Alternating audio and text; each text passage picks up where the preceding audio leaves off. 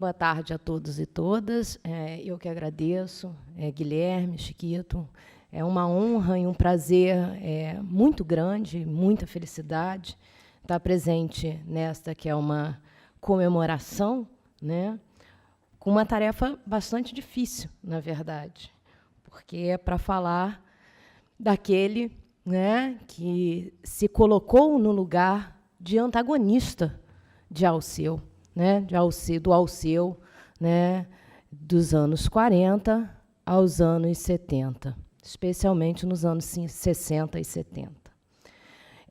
E essa tarefa difícil, né, ela se dá não só pelo antagonismo que Corsão vai exercer, né, em sua vida pública e privada contra Alceu, mas por vários outros motivos. E eu gostaria de elencar dois, tá, que considero serem os principais.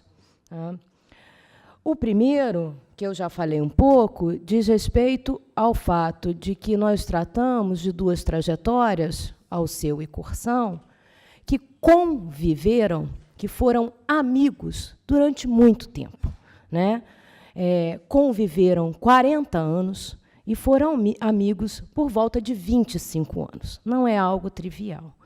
Nesse sentido, o que selecionar? Como tratar aquilo que seleciona? Já se coloca uma questão importante para o pesquisador.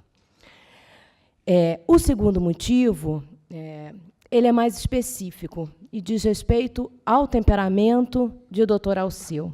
Eu diria que é até idiosincrático.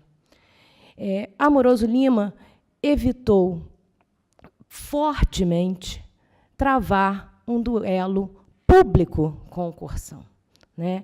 Então, não há resposta de Alceu a Corsão. Nesse sentido, há um ator apenas em jogo.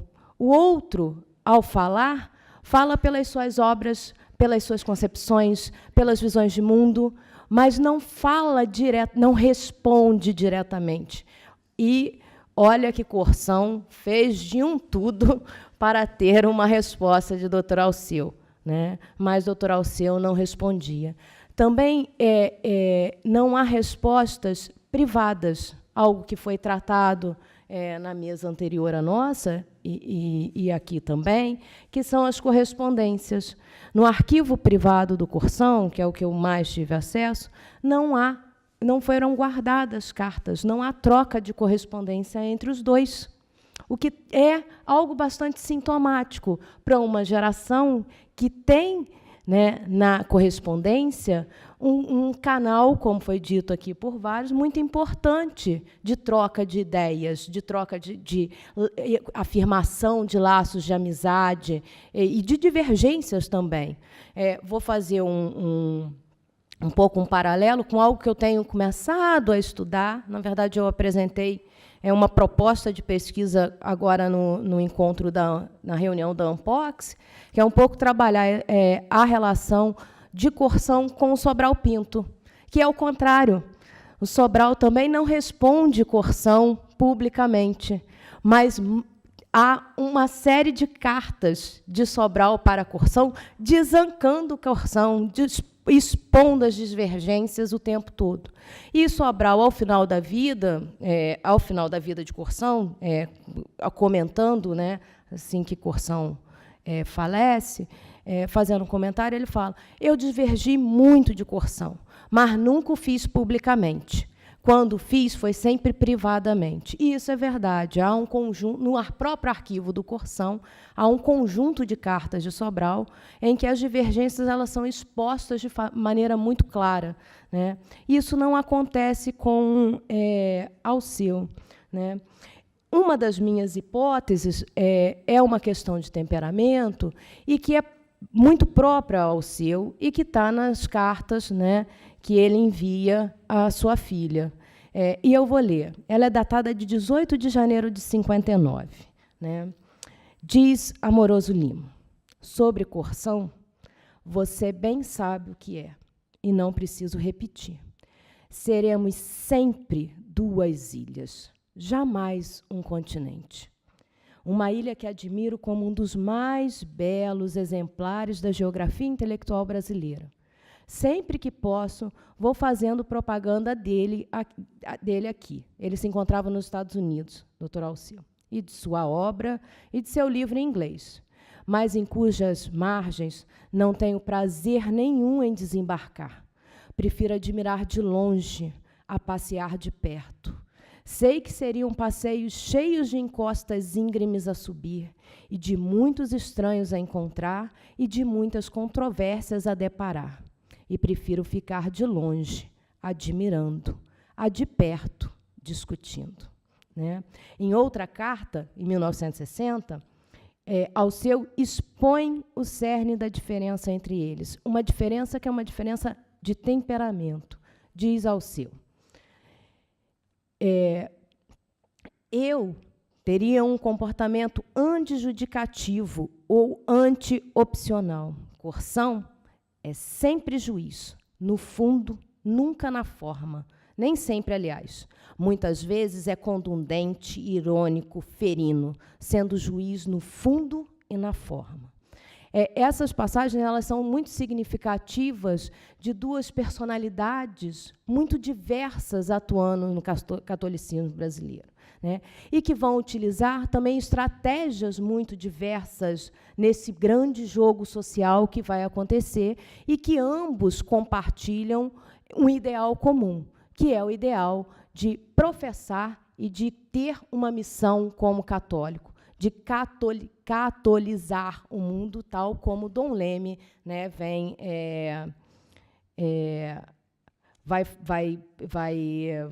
incidir claramente lá ainda nos anos 20 e 30.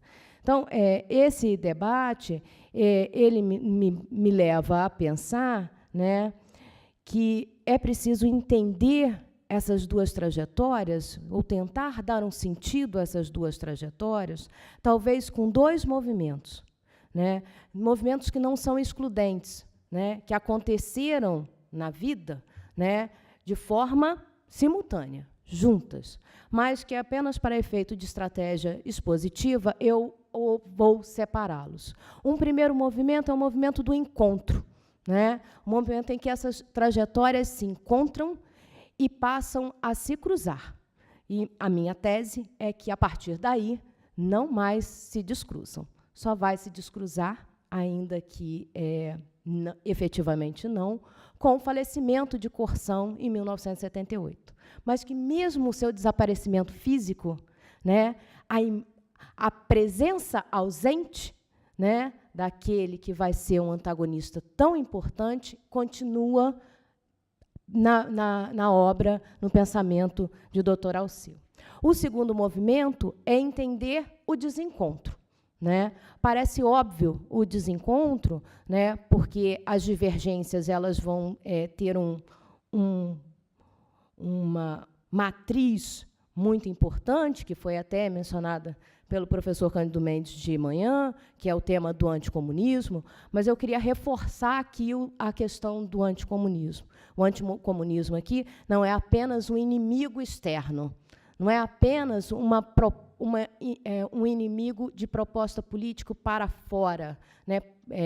Mas também um comunismo que se instala, uma ideia de comunismo que se instala dentro da igreja, né? Nas suas estruturas e na sua nova proposta eclesial. Então, é essa divergência que, para a Coerção, vai ser entendida como comunismo, vai ser dado o nome de comunismo, é essa divergência que vai levar a algumas tomadas de posição que vão colocar os dois grandes nomes do laicato brasileiro pós-40, né, em caminhos completamente opostos. Isso não significa que em trajetórias opostas. Na verdade, as trajetórias, os caminhos são opostos, mas as trajetórias continuam cruzadas, né? O tempo todo eles estão em conversa. Talvez muito mais pelo Coerção do que pelo Dr. Alceu, né? Coerção, o tempo todo, ele instiga Dr. Alceu a dar uma resposta. Vamos ao encontro. Eu não farei uma digressão biográfica, até por motivos óbvios. Eu acho que vários já falaram sobre Dr. Alceu, e também não farei de Corsão. Por quê? Porque não me importa o Corsão anterior à sua entrada ao catolicismo. Isso acontece em 1939.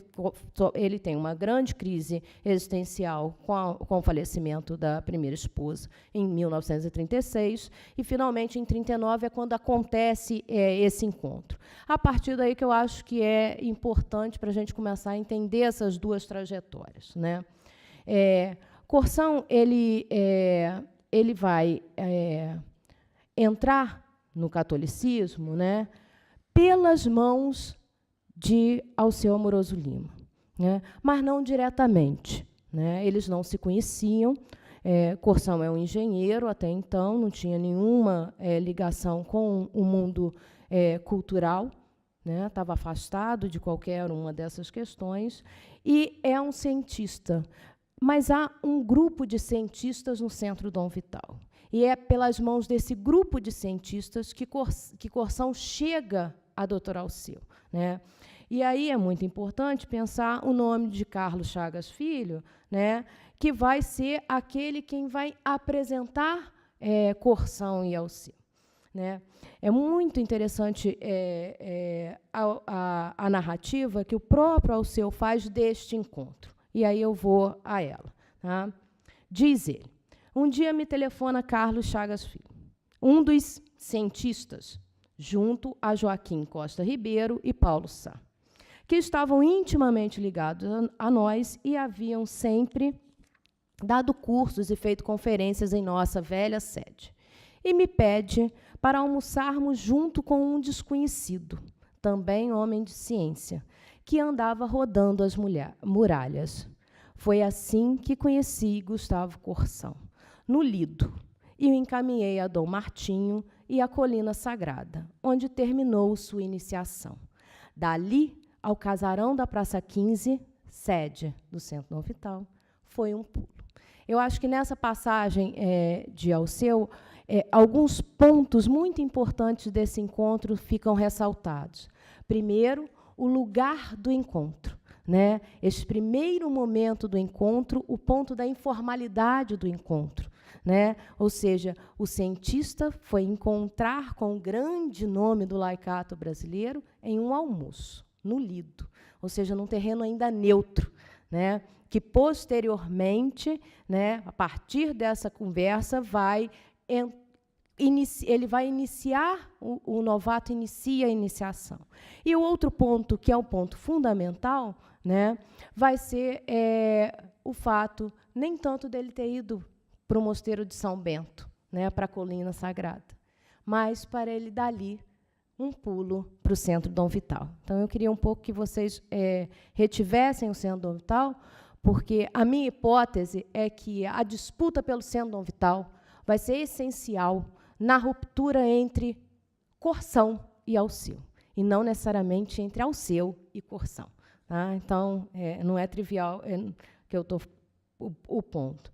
Este encontro ele acontece em 39, como eu já disse, e vai render frutos, né? Corsão se converte, né? E se converte e, quase que imediatamente, vai para o Centro Dom Vital, vira vice-presidente do Centro Dom Vital, vira redator-chefe da revista Ordem e vai ocupar cargos e vai ser o segundo nome mais importante, depois de Alceu, né, depois de 39, está Corsão, né, nessas instituições católicas, né. Eles vão estar juntos em vários momentos importantes, nas políticas anti-Vargas, no momento toda a redemocratização, em 45 eles estão juntos no movimento da resistência democrática, eles vão estar politicamente engajados em várias campanhas eleitorais, defendendo os mesmos candidatos. Então, os anos 40, a década de 40, é um momento que ainda há uma unidade entre esses dois grandes nomes do laicato brasileiro, né? Em 51, Alceu vai para os Estados Unidos, como foi dito de manhã. E quem assume a presidência do Centro Dom Vital é Gustavo Corsão. E neste momento, você tem uma diferença na orientação do centro dom vital, né? Courson volta a colocar o centro dom vital numa posição bastante resistente, né, a determinadas propostas que começam a adentrar o cenário, como do padre Lebré, etc. e tal. O padre Lebré vem ao Rio, faz conferências no Centro Vital. Há vários artigos do Courson sobre essa presença dele e das disputas, inclusive nas correspondências entre Courson e o padre Lebré. Então, há um momento de muita crítica ao Lebré, né? Então, nesse período que Alceu está lá também fazendo seus câmbios, como Marcelo mostra de forma muito feliz na sua tese, né, que é livro, né, Courson está aqui também fazendo mudanças. Né? Eu acho que isso é importante. Né? Um Courson que entra num catolicismo, que vai para o Mosteiro de São Bento em 1939, não é o mesmo Courson de 1951. Né? É um Courson que, paulatinamente, se encontra com um tomismo cada vez mais fechado, né? Que vai caminhar para um estudo desse tomismo e que, com isso, vai começar a trilhar uma estrada bastante diversa daquela que começa também Alceu a trilhar. Né? Eu acho que, nesse sentido, o afastamento físico do Alceu, né, vai ser fundamental para definitivamente entrelaçar as duas trajetórias. Né? Porque ali, naquele momento, né, que ele aparece, que ele se afasta, que, como Marcelo, num artigo muito feliz que ele escreveu nos Estudos Históricos, né, e aí eu cito Marcelo, vai dizer, vai ser a viagem ela decisiva para o itinerário do Alceu, que deixa para trás uma concepção de um neoconverso cruzadista. Palavras de Courson, paulatinamente vai assumindo. Né? Então, nesse sentido, esse lugar vago não ficará vago, né? Que tinha sido, até então, ocupado por Alceu. Né? Então, é nesse sentido que é como uma substituição. Né? Courson entra como que substituindo um velho Alceu. Né? Nas décadas de 60 e 70, evidentemente, as divergências serão explicitadas. Né? Mas, mesmo assim, mesmo nesse período, você percebe na conjuntura, por isso a dificuldade do que selecionar, momentos em que eles se unem. Muito interessante, por exemplo, por ocasião da invasão da Baía dos Porcos em Cuba, né, Alceu escrever à filha falando: eu concordo com a análise de Courson. E aí eu cito o próprio Alceu, né, que vai virar e vai falar que realmente aquilo não foi uma ação norte-americana, mas uma ação dos exilados cubanos que estavam nos Estados Unidos e fazem isso, e que Courson está certo em fazer essa análise. Né? Outro exemplo muito significativo, né, em que um encontro se dá, também já foi mencionado mais cedo na nossa mesa de manhã, né, que foi quando Alceu bate à porta de Courson. Courson atende, né, e aqui ficou só a menção, e eu quero ler, né, a narrativa que Amoroso Lima faz deste encontro, porque é muito forte. Né? Diz Alceu: Courson, deixe-me explicar-lhe logo o motivo da minha visita. Você sabe que estou com um filho passando muito mal. Responde Courson: sei, e tenho... A narrativa do Alceu. Sei e tenho rezado por ele todos os dias. Volta Alceu: eu já sabia, pelo Otávio de Faria, do seu interesse pelo caso, e fico-lhe grato. Não me leve a mal se nessa visita venho lhe contar como tudo se passou. Meu filho ainda estava em estado de coma. Durante a missa, pergunta a Nosso Senhor: qual o maior sacrifício que posso fazer pela vida de Jorge? E ele, sem hesitar, uma visita ao Corsão. Relutei, mas acabei no Fiat. Ao chegar ao hotel, diz-me minha mulher, telefonaram do hospital, dizendo que Jorge começou a se mexer. E logo meu genro telefona do hospital. Jorge abriu os olhos. Né? Posteriormente, ele fazia a visita ao Corsão, voltar para casa. Corsão se levantou e me deu um beijo. E ainda disse, nossas divergências são de ideias, mas no coração de Jesus estamos unidos, agora e para sempre. E ele começou a chorar, compulsivamente, e me abraçou, pois eu já me levantara, beijei-lhe a mão e saí. Então, nesse sentido, né, a filiação, a pertença à fé católica, né, faz com que essas trajetórias que se unem em 39, acima de todas as divergências, ali permaneçam, nessa trajetória. Então, trajetórias cruzadas na fé, né, mas separadas precisamente pelas escolhas no peregrinar neste Vale de Lágrimas. Caminhos muito diversos de por onde e como peregrinar, né? Caminhos diametralmente opostos, que foram tanto políticos como eclesial, né? Raro foram os momentos que estiveram em lado oposto, lado a lado, a partir da década de 60. O inventário das divergências seria maçante e, por de certo, incompleto, de tão extenso que é o desafio. Tão extenso que eu fiz uma tese de doutorado sobre o Corsão, no IUPERJ, orientada pelo César Guimarães, e, inicialmente, um dos planos do roteiro de tese era um capítulo ao seu Corsão. Eu não tive condição de levar a cabo a empreitada, né? Ao seu está o tempo todo na tese, mas não é possível um único capítulo para dar conta de tal confronto, né? Uma outra tese seria necessária para dar conta de tal confronto, né?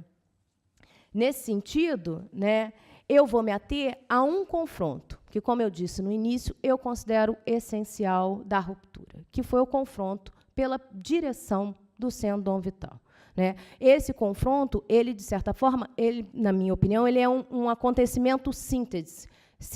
Ele sintetiza todas as divergências. E ali, naquele momento, é que a ruptura se faz, né? Isso vai acontecer em 1963, né? E o desenlace é a saída de Corsão do Centro Dom Vital com mais de 200 membros, né? E o esvaziamento do Centro Dom Vital, né? A partir dessa data, né, o Centro Dom Vital ele vai ter uma existência, mas o Centro Dom Vital vai cada vez mais perdendo aquela relevância que havia no mundo cultural brasileiro, né? E o que foi a causa da divergência? Foi um artigo, né, do Dr. Alceu, favorável a Tito, né? Esse artigo não tinha nada a ver com Corsão, o Dr. Alceu faz o artigo e Corsão faz uma resposta, né, bastante agressiva a Dr. Alceu, acusando de usar indevidamente, né, as passagens da doutrina social da Igreja, da encíclica Paz in Terris, e tentando destruir os argumentos de Dr. Alceu. Uma característica muito importante desse artigo do Corsão é que, neste artigo, pela primeira vez, Corsão deixa de referir-se a Dr. Alceu como Alceu e volta a referir-se a ele como Tristão de Ataíde, né? Como se ele virasse para ele, não houve a Deus a disponibilidade, né? O crítico continua aí, né? E mais do que isso, ele termina o artigo, né, de forma muito dura, avisando que eles não eram mais amigos. Cito Corsão. Tristão de Ataíde, na opinião de seu companheiro de 25 anos de luta, vem ultimamente usando os textos pontifícios como uma extravagante falta de lógica. E fica avisado o leitor que não acompanho tais interpretações, nem acho que nessa matéria, como na política internacional, tanto faz isto como aquilo. Tá? Amoroso Lima nunca respondeu diretamente à Corsão, né? Mas enviou-lhe uma correspondência. Eu não tive acesso a essa correspondência, né? Mas o próprio Alceu, em narrativas posteriores, ele vai falar que houve um encontro, né, por conta desse artigo, eles se encontraram, e a ruptura, né, dos grupos se encontraram, e a ruptura ficou evidente. Dias depois, o Corsão vem a público, na sua coluna novamente, comunicando que se desligava do Centro Dom Vital, né? Ele vai avisar que se desliga e vai também destacar qual é a essência da disputa, né? E por que da ruptura. Diz Corsão: cheguei à conclusão de que não devia continuar ligado ao Centro Dom Vital, por causa das divergências cada vez maiores entre o que escrevo e o que escreve o presidente do Centro. Escrevi um artigo e uma carta tentando discutir alguns pontos, uma carta cordial. Em carta cordial, respondendo às minhas críticas, o senhor Alceu Amoroso Lima formulou um apelo para que eu continuasse no Centro, ficando cada um de nós com plena liberdade de formular seus pontos de vista. De bom grado, aceitaria o apelo, se o Centro Dom Vital fosse uma agremiação que fizesse o apostolado do copo de leite para os comerciários pobres, ou obra congênere, sendo, porém, uma instituição que se propôs o apostolado pela inteligência e pela cultura, achei que dávamos ao público um estranho espetáculo. Não vejo leitor nessa atitude, defende-se Corsão, nenhuma intransigência minha contra o direito de opinar. Mas a vida da inteligência, sobretudo para o católico, tem polarização marcada pelo desejo de maior unidade e de maior nitidez nas posições. O apostolado pela cultura e pela inteligência não se faz em termos de disponibilidade. Quase diria que se faz em termos de prisão, de enlace, de compromisso, de defesa de desempate, de clausura. Todos esses liames que desenvolvem a verdadeira liberdade que vem da verdade. Nesse sentido, acho que Alceu foi muito feliz em Memórias Improvisadas, quando ele repensa como foi, né, esse momento da ruptura, da saída do Corsão e do seu grupo, quando ele vira e sintetiza. Visões de liberdade, eis a essência da controvérsia e do rompimento, né? Duas perspectivas de liberdade, né? Uma paixão pela liberdade, própria de Dr. Alceu. Do outro lado, o medo da liberdade, palavras de Dr. Alceu. E o culto da autoridade, próprias à Corsão.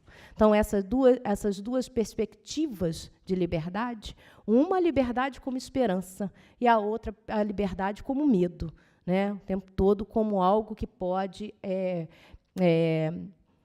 destruir as hostes católicas. Eu acho que isso é muito claro na trajetória dos dois. Para concluir, né, eu queria novamente afirmar que eu considero que, a partir de 1939, os itinerários de Alceu e de Corsão não podem ser entendidos separadamente, né? O diálogo e conflito entre Alceu e Corsão alimentou não só os dois, mas deu sentido a inúmeros outros católicos, a vários embates que aconteceram, tanto no mundo católico quanto no mundo cultural no sentido mais amplo possível. Tá? Do Brasil, entre os anos 70, de 1970 e 1940, desculpe, 1970.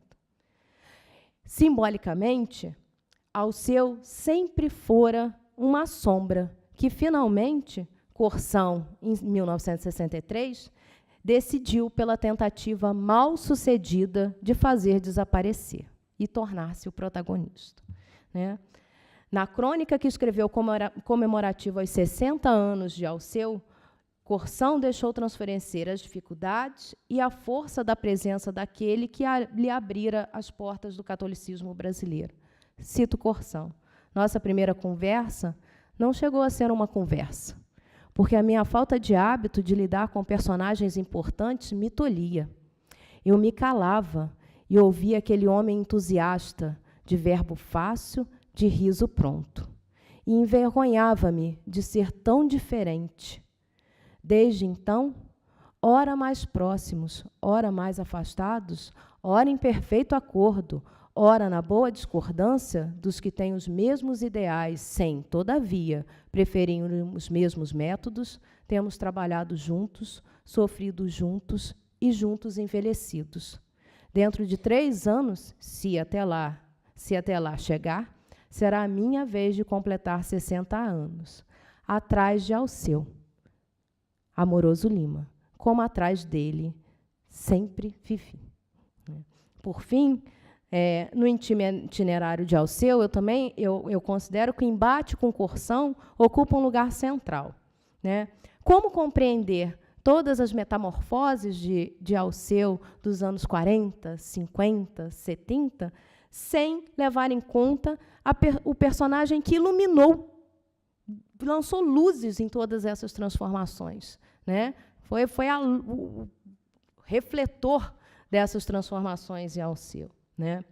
Alceu, perguntado pelo Jornal do Brasil sobre a morte de seu antagonista, em 1978, Corsão falece em 7 de julho de 78, afirmou, com isso eu encerro: não guardo mágoa alguma dele. E se algum agravo eu fiz, peço perdão.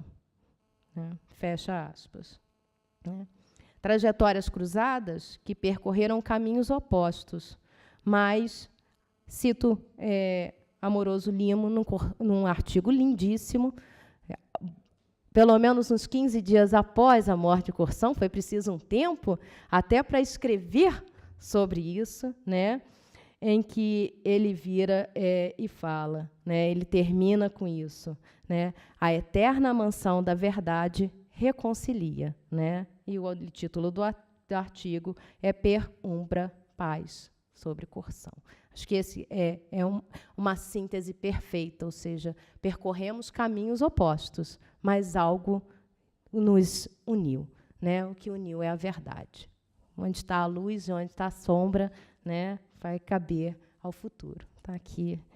Obrigada.